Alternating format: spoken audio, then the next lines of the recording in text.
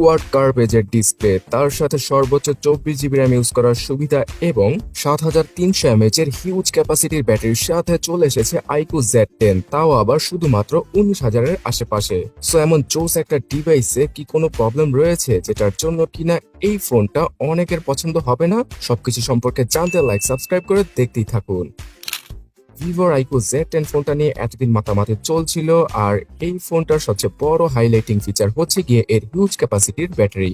7300 mAh এর battery থাকা সত্ত্বেও এই ডিভাইসটা শুধুমাত্র 199 গ্রাম ওজনের সাথে আসে। তার পাশাপাশি এর থিকনেসটা 7.9 মিলিমিটারের কাছাকাছি। এক কথায় বলতে গেলে ভিভো সিলিকন কার্বন টেকনোলজির ব্যাটারিকে ইউজ করে এখানে তাক লাগিয়ে দিয়েছে। এত হিউজ আকৃতির ব্যাটারি, তারপরও ফোনটা এতটা স্লিম। সো এই ব্যাটারি ক্যাপাসিটির জন্য একদিন নয়, 2 দিন নয়, 2.5 দিনের মতো ব্যাটারি ব্যাকআপ স্ট্যান্ডার্ড মোডে ইউজ করে পাওয়া পসিবল। এছাড়া যারা কিনা হেভি গেমিং করেন, হেভিলি ফোন ইউজ করেন, তারাও 1.5 থেকে 2 দিনের মতো ব্যাটারি ব্যাকআপ পেতে পারেন এটা থেকে। সাথে থাকছে 90 ওয়াটের চার্জিং স্পিড এবং অ্যাপল আর স্যামসাং এর মতো চার্জারকে বক্সের বাইরে দেয়নি ভিভো। বক্সটাকে আনবক্স করলে ফোনের বক্সের সাথে পাওয়া যাবে সিলিকন টিপুল কেস, সিম ইজেক্টর টুল, বেশ কিছু কাগজপত্র, একটা 90 ওয়াটের চার্জার আর USB type C data cable. So 1.5 ঘন্টা সময় নিয়ে ফোনটাকে ফুললি চার্জ করে ফেললে অসাধারণ লেভেলের ব্যাটারি ব্যাকআপ পাওয়া পসিবল হবে।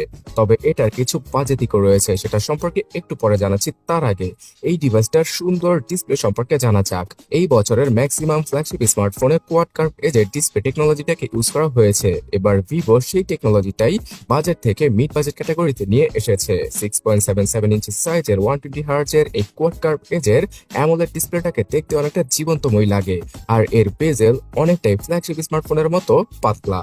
এছাড়া always on display support, full HD plus resolution এবং 5000 নিটসের পিক ব্রাইটনেস রয়েছে, যদিও কিনা 1300 নিটসের ম্যাক্সিমাম ব্রাইটনেসটাই রোদের আলোতে কাজে আসবে এবং সেটাও কম নয়। এবং সিকিউরিটি সেকশনে যে আন্ডার ডিসপ্লে ফিঙ্গারপ্রিন্ট স্ক্যানারটা রয়েছে সেটার স্পিডও অনেক দ্রুত গতির। এক কথায় বলতে গেলে ডিসপ্লে হিসেবে বেস্ট কোয়ালিটির ডিসপ্লেকে বাজেটের মধ্যে দিয়ে দিয়েছে ভিভো। আর এখানে সফটওয়্যার বেস ফেস আনলকের সুবিধাও পাওয়া যাবে। অ্যান্ড্রয়েড 15 এর সাথে আসা ভিভোর এই ফোনটা নাকি শুধুমাত্র 2টা ওএস আপডেট পাবে, মানে 16 আর 17 এর। তবে সিকিউরিটি প্যাচের আপডেটটা 3 বছর দিয়ে দিবে ভিভো। ফান্টাস ওএস 15টা নতুন করে কোনো কিছু দিচ্ছে না আমাদের, তবে এখানে বাগ, ভাল্লুক অথবা অ্যাসেট দেখা শাওমি, রিয়েলমির তুলনায় খুব কমই পাওয়া যায়। তো ফোনটাকে সেট আপ করার সময় অ্যাডস আর ব্লোটার গুলোকে একটু সময় নিয়ে রিমুভ করে ফেললেই ফোন চালিয়ে শান্তি পাওয়া পসিবল। এছাড়া এআই রিলেটেড বেশ কিছু ফিচার চলে এসেছে এই মিড বাজেট ক্যাটাগরির স্মার্টফোনে, যেমন ম্যাজিক ইরেজার, আকাশের কালার চেঞ্জ করা অথবা সার্কেল টু সার্চ এবং বিভিন্ন ধরনের ফটো এডিটিং এর ফিচার। সো এই ফিচার গুলো হয়তো অনেকেরই কাজে আসবে। তো এত ভালো স্পেসিফিকেশন দিয়েছে ভিভো, তবে এখানেও বিরিয়ানির মধ্যে এলাচ রয়েছে, মানে ফোনটার ভেতরে শুধুমাত্র মোনো স্পিকারকে ইউজ করা হয়েছে।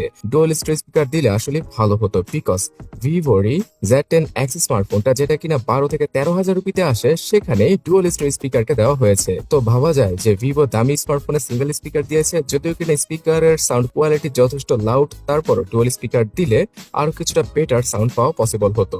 যারা কিনা গেমিং করবেন, ভিডিও এডিটিং করবেন এবং হেভিলি ফোন ইউজ করবেন, তারা এই মিড বাজেট ক্যাটাগরির স্মার্টফোনে কোয়ালকম স্ন্যাপড্রাগন 7 Gen 3 কে পেয়ে যাচ্ছেন। 4 ন্যানোমিটার নরে তৈরি করা এই চিপসেটটার জন্য ভিভোর এই ডিভাইসটি 8,20,000 কি 30,000-এর মতো স্কোর করতে পারে মনস্টার মোডে। তো এক কথায় বলতে গেলে ভিভোর এই ফোনটা স্ন্যাপড্রাগন 7 Gen 3 কে খুব ভালোভাবে অপটিমাইজ করে ইউজ করতে পেরেছে, বিকজ এর আগে যতগুলো ফোন এই চিপসের দ্বারা এসেছিল সেগুলো 8 লক্ষের কাছাকাছি স্কোর করতে পারত, যেমন রিয়েলমির 14 Pro Plus এবং রেডমির নোট 14 Pro Plus।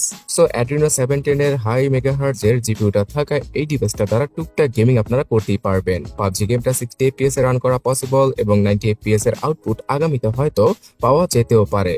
তবে স্ন্যাপড্রাগন 7 Gen 3 কে দিলে আমি কিছুটা খুশি হতাম, বিকজ সেই চিপসেটটা আরো কিছুটা পাওয়ারফুল। তো কোয়াড কার্ভ এজের ডিসপ্লে আর বড় ব্যাটারি দিতে গিয়ে ভিভো হয়তো এই চিপসেট সেকশনে এবার আহামরি তেমন কিছু দেয়নি, তবে যেটা দিচ্ছে সেটাও কম নয়। ক্যাপকাট কাইনমাস্টারে ভিডিও এডিটিং করার ক্ষেত্রে, মানে ফুল এইচডি রেজুলেশনের ভিডিওগুলো রেন্ডার অথবা এডিট করার ক্ষেত্রে তেমন কোনো ল্যাগের দেখা পাওয়া যাবে না। এছাড়া হেভিলি ফোন ইউজ করার ক্ষেত্রে, যেমন বিকাশ, নগদ, দারাজ, ফুড পান্ডা এই সকল অ্যাপ ইউজ করার ক্ষেত্রেও তেমন কোনো ল্যাগের দেখা পাওয়া যাবে না এই ডিভাইসটা। তারা। তবে যেহেতু এটা একটা অ্যান্ড্রয়েড ডিভাইস, তাই 2 বছর পরে ল্যাগ টুকটাক দেখতে পাওয়া যেতেও পারে। তাছাড়া স্টোরেজ সেকশনে 8 জিবি 12 জিবি এই দুইটা র্যাম ভ্যারিয়েন্টের পাশাপাশি 128 জিবি এবং 256 জিবির ইন্টারনাল মেমোরি রয়েছে।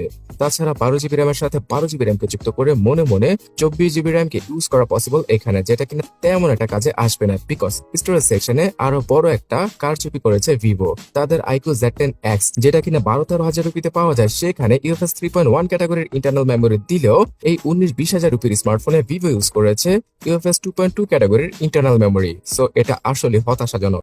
তবে ক্যামেরা সেকশনে হয়তো অনেকেই খুশি হবেন, বিকজ 50 মেগাপিক্সেলের ওআইএস যুক্ত মেইন ক্যামেরা আর 2 মেগাপিক্সেলের জুতার বাড়ি রয়েছে ফোনটার পেছনে। মানে এত বড় একটা ক্যামেরা হাউজিং এ 2 মেগাপিক্সেলের একটা ফালতু কোয়ালিটির ক্যামেরা সেন্সরকে দিতে ভুলেনি ভিভো।